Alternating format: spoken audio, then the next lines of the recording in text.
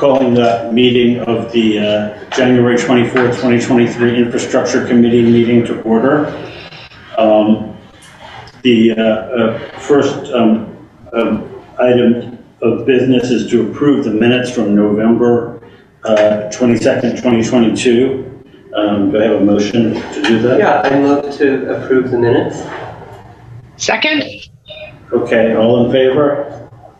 Aye. Okay.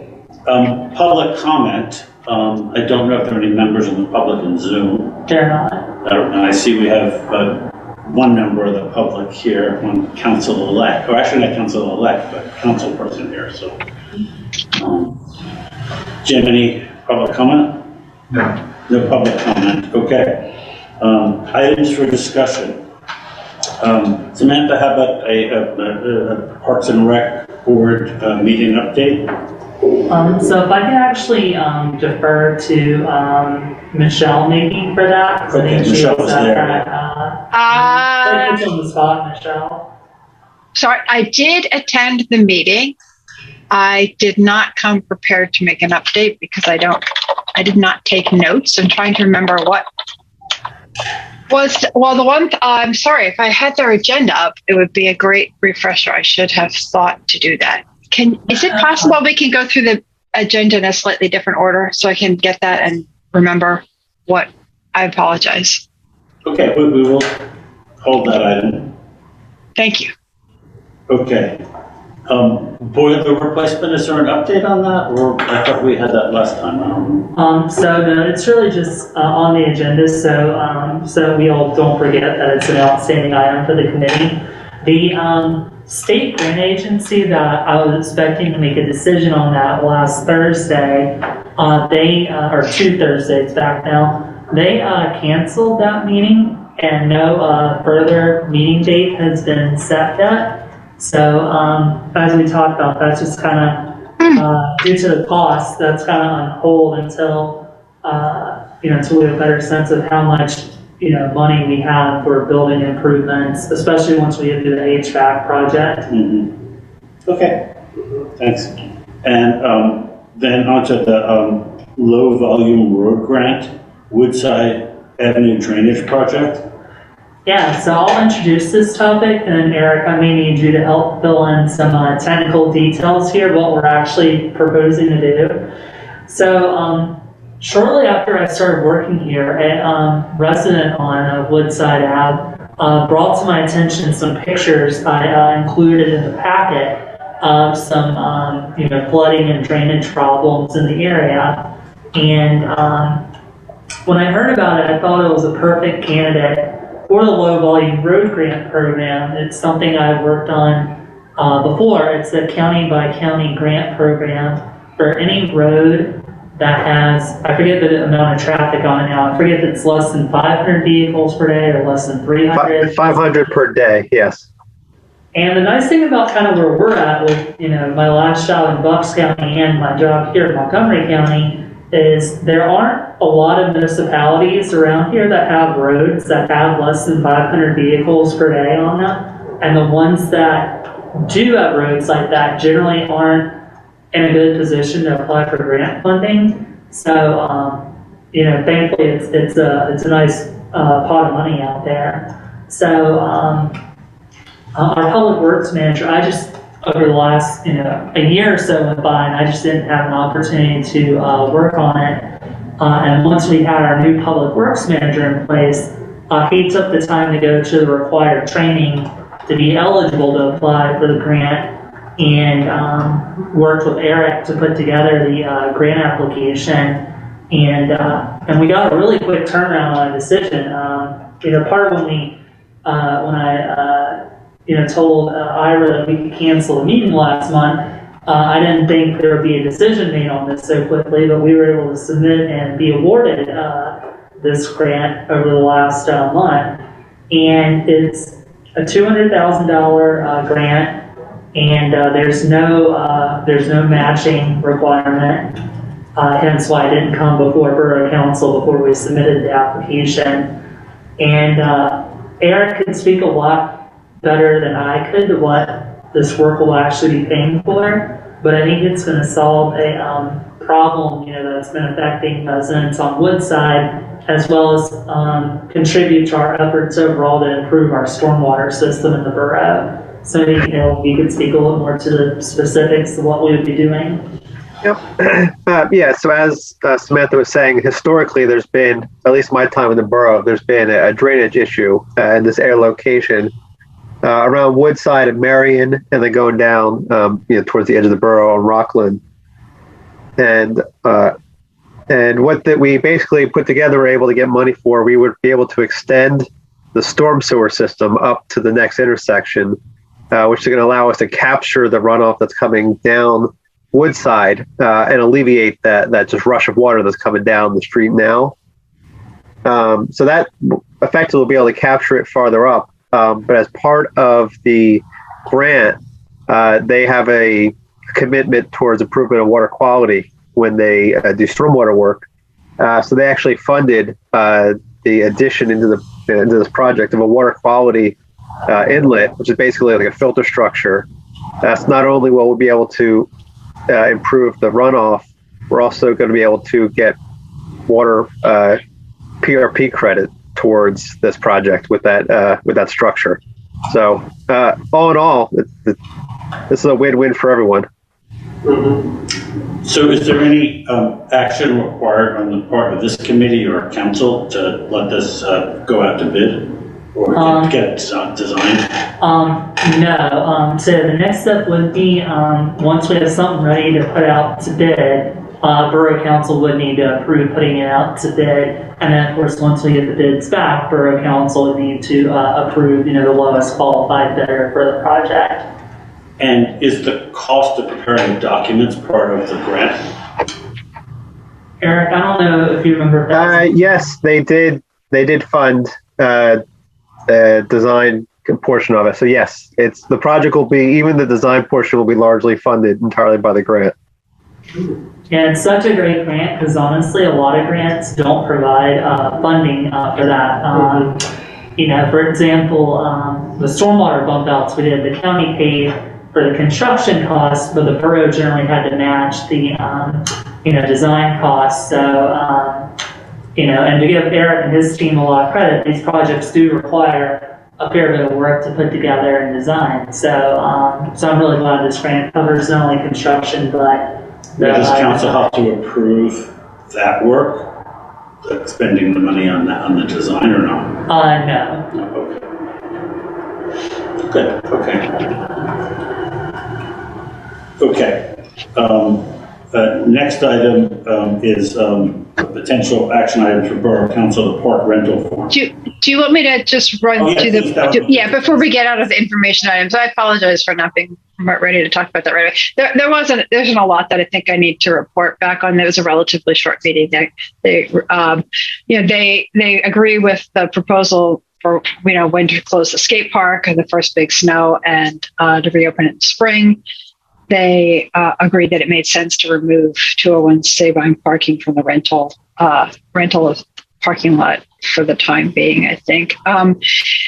They decided that with the Master Park Planning Committee, they were going to go with a 3-member subcommittee of the Recreation Board so that they wouldn't have a quorum, right? They wouldn't have an issue of being a quorum of a board, and if they need to reschedule, having to go through all the technicalities of that. So they decided to have 3 members of the Recreation Board. I think council has left it, so I don't think there are any other boards or community organizations, as I recall, that we're going to have membership, but I think we would maybe be looking for a council delegatee, and that's something to bring forward to council to have a liaison. And then they sort of discussed the user survey that they are planning to sort of lay some foundation work for their park planning. They were excited they were hoping that the park grant came through. I believe planning grant came through, and hoping that it did. They were starting to think about how the first steps were going to be. And the first thing would be to collect information from park users. And they're particularly eager to find a method to do that that's not exclusively like an online survey, but one that might reach more broadly, including to users who don't spend a lot of time, online or aren't that digitally fluid. So they talked about a mailing. And that's about it. So a little bit of an update there. Since that meeting, Jeannie was appointed to council. So they have a different member of that committee who's going to be on the subcommittee.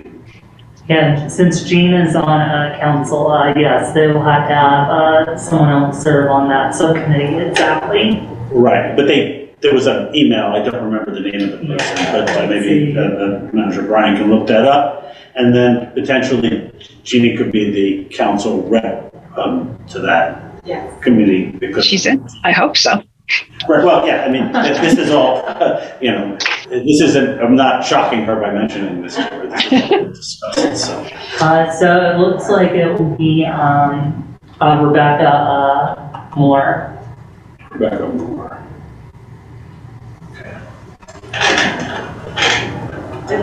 Okay, good, okay. I think maybe Jean has some more info.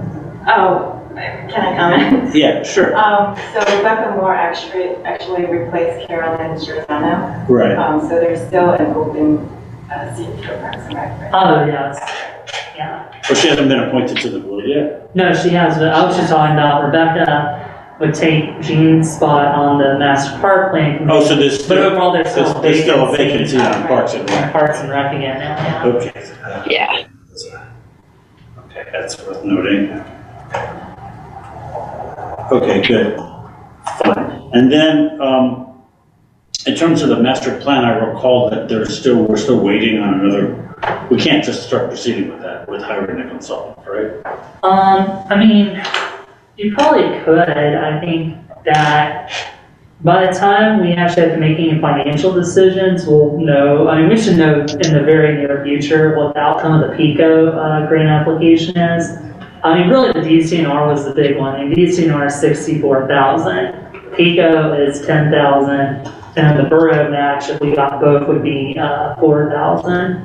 But what I think I want to talk to our Parks and Rec chair about is having them meet with the borough, the planner who's doing the work on Station Square, to check the committee's comfort level, working with them on the master park plan.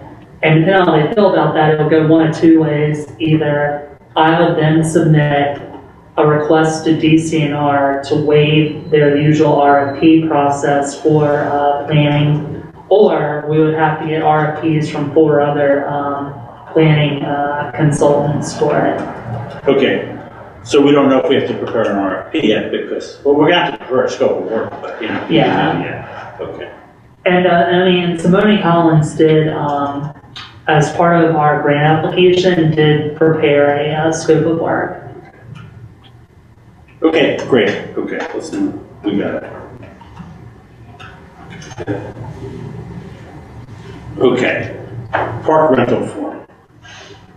So, where we are at with that is council looked at the broad picture sort of document that myself and Parks and Rec had developed so far.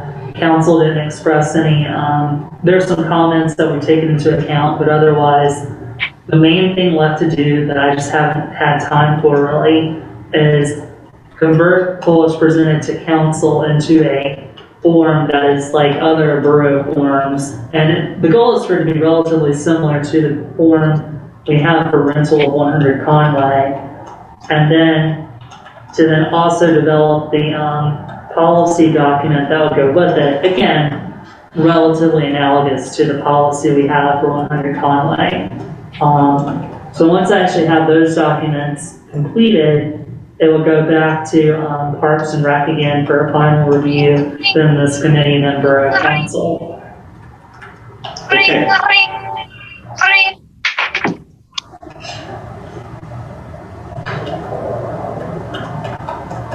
Okay, onward. Okay. Narberth Bridge. Yes.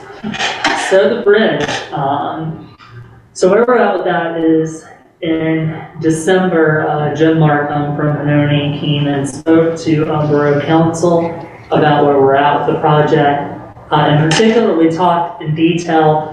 One of our main sticking points at the moment is the final design plan we need comments back from Amtrak on. We've gotten comments back from PennDOT, but still need comments back from Amtrak. As one of the other parallel sort of paths we had to get done is also we had to get approval from the Public Utility Commission for how the utilities are going to be located around the bridge. Most notably, PECO has a gas line that's connected to the bridge. There are also aerial electric lines in the vicinity of the bridge.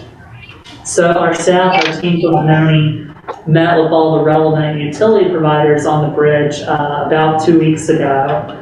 And PECO suddenly brought to our attention a desire to have their electric line be attached to the bridge as opposed to being an aerial line.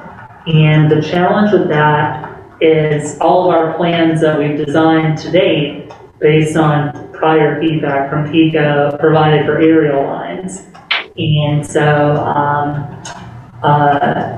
Jim Markham and I had a chat about it, and we both instructed Jen Regal, our main engineer on the project, to get back to PECO and strongly express the problems that would cause for the borough to make that change at this point, and to express, my opinion that, again, anything that is going to slow down progress on the bridge at this point is just non-negotiable.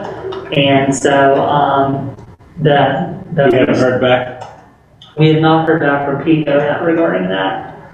So we were told by PennDOT that until we nail down this new idea from PECO, that it really doesn't behoove us to put a lot of pressure on Amtrak, because if that's an open question, then Amtrak is then going to say, well, why should we finish our review of your plans if something might change with this PECO aerial thing? So, so it was very frustrating to hear that. And I do hope and strongly suspect that, my understanding was someone new from PECO who wasn't previously involved in the project was at that meeting the other day.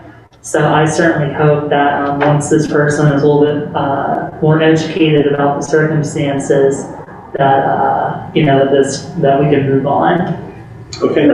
PECO's already, has PECO already approved to the extent that they have any approval? Have they already signed off on this or not? Do they, I thought, but do they have any say in this is what I'm saying? Are they asking, or are they saying this is what it's going to take to get us to do something that's required?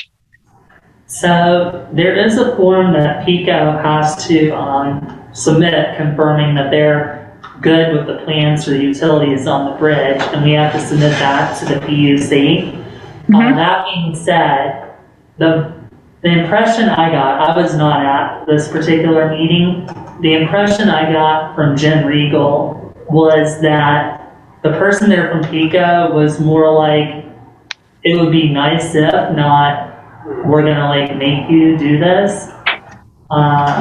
So that's why I'm fairly optimistic that, that again, once they understand better what it would do to the borough and our plans to comply with that request, they'll understand why we can't do that. Okay. Thanks. And we do have Jen did say that she does have previous documentation from PECO where she's discussed keeping the lines aerial, and other officials at PECO have said that isn't a problem. Okay, thank you. Okay, Town Square. Yeah, so Borough Council got a presentation from Simone Collins at their January work session about two different options for towns, for Station Square, Town Square at this point. The main difference between the two is one has an egress from, or has a connecting road from Haverford Ave to the municipal parking lot as currently exists, and one has none of that at all in it. The remaining work for Simone Collins, I spoke with Bill Collins yesterday. Their contract with the borough calls for them to provide a cost estimate for both for both of those options. So they're gonna provide that to, us, and then, otherwise they'll be awaiting direction from the borough, and I, had originally envisioned getting word about those grants we'd applied for, before, taking any further action on it. So, And one of those is pending on the group that didn't meet? Or these are different grants? no, yeah, so it's the same group, yeah, they're responsible for both the local share account, that's Yeah. for HVAC and multimodal, that's related to Station Square. Okay. So what would you recommend? Would this committee discuss that decision, which plan, or we just go straight to council? Or do we have to decide? I think that for now, I think it probably makes a little bit of sense as well for us to see what's going on with 100 Forest and 203 Haverford, and see what all, we do have a plan application, from like 3 years ago now for 230 Haverford, and I think all that kind of flows together, and I think that, I think that will be things that need to be considered as well before this committee or borough council can make a informed decision about which option to pursue.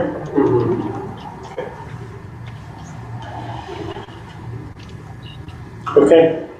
100 Conway and 80 Windsor improvements, the ADA entrances. Yeah, so also sorry the building report wasn't in the packet, that just kind of slipped my mind last week. So the entrances are pretty much there, we just have to fix we have to adjust the railing at both entrances.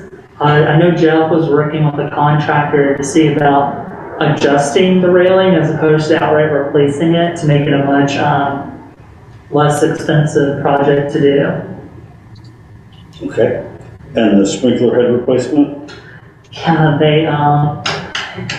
they ordered the wrong, they came here a month ago because they had to double check the part that was ordered, or parts that were ordered, and my understanding is the sprinkler heads have now been ordered and we're awaiting those to be received so we can replace the ones that are no longer viable. Okay, and stormwater pollutant reduction plan, rain garden. So we got the quote from Schreiner, and from Jeff. That was all factored into the borough budget for 2023 to do that work. And it's just a matter of, I think, just waiting until the spring to really be able to get in there and do all that. Okay, and the sidewalk inspection program? Yeah, so Public Works was able to meet with our code officer a couple weeks back to do their official. Our Public Works department has been doing sidewalk inspections for UNOs for years now, but they got the official training from Kevin about what all to look for, so we have a consistent approach to it no matter who is doing the inspecting. And once we get into March here, especially if the weather stays relatively warm, we should be able to get that going. And the 80 Windsor West Wing roof. Yeah, so I did, council in December approved the contract with Green Cottage Industries to do the inspection of the roof over at the West Wing. I made contact with Jonathan at Green Cottage about doing that, and then turned it over to him and Jeff Ellen to coordinate on a date to meet over there and do the inspection. That should be completed by the next infrastructure committee meeting for me to report back to you all on. And then the curbside EV chargers. Yeah, so we're hoping to receive them the first week of, probably second week of February. They're going to ship out on February 2nd. We should get them a few days after that. They'll be stored here at the Borough Building until our electrician can get them installed. We found out from Pico the sites where we're going to install, because we're because we're connecting to the utility poles, there isn't any make-ready work for PICO to do. So that removed a step from the process. So it's, yeah, so as soon as we get the units, we'll get our contractor out there to do the work. And if we can get it done by February 27th, that would be really great for me because our approved rebates from DEP, it's a 6-month period and they expire February 27th. DEP did confirm that if it happens after the 27th, I can reapply and they'll reissue the rebates, but I'd really like to avoid having to do that paperwork over again. So hopefully by the 27th, hopefully by the end of February, they will be installed. And, That's great. Yeah. Could you remind us where they're going? I do not remember all the locations off the top of my head. Okay. I will say that one is going in the parking lot here, given that the borough is starting to invest in EVs now. And then the other 5 are going in residential locations throughout the borough. Okay, that's fine. So are these the same flow ones that are metered, like people have to pay for the electricity? Okay. But presumably like the borough can have like a credit, like we don't have to pay for it. If we use it for our borough vehicles, we have a way to. That's correct. Over it. Okay. Great. That's great. Do we know how many are there in total? Do you remember? There's only 6 in total. Okay. There's 1 here at the municipal. Okay. And then 5. All right. I mean, you might have said that and I didn't hear. Sorry. Okay. Thank you.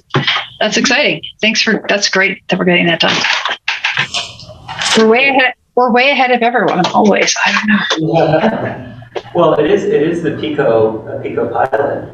Right? Sure, yeah, this will be, and this is literally the first time Pico has really done something like this, and they're hoping it'll serve as a model for other places. I've had the opportunity, I've been invited to speak with folks at PennDOT and with some various things that Pico has done around the topic. And it's really exciting for the borough, and obviously once they're in, I definitely want to make sure the community and other places know because, part of what I love about working here is the fact we have a climate action plan, but ultimately Narberth is one town, and I'm really hoping that what we do here, people will say, well, if Narberth was able to do it, we should be able to do this, and it can be, replicable model that can do good for the environment, not just here, but in other places. Okay. Is there any, Michelle or Rob, any other new business you'd like to bring up? I don't think so. No. Okay, so can I have a motion to adjourn? I move to adjourn. A second? All in favor? Aye. Thank you.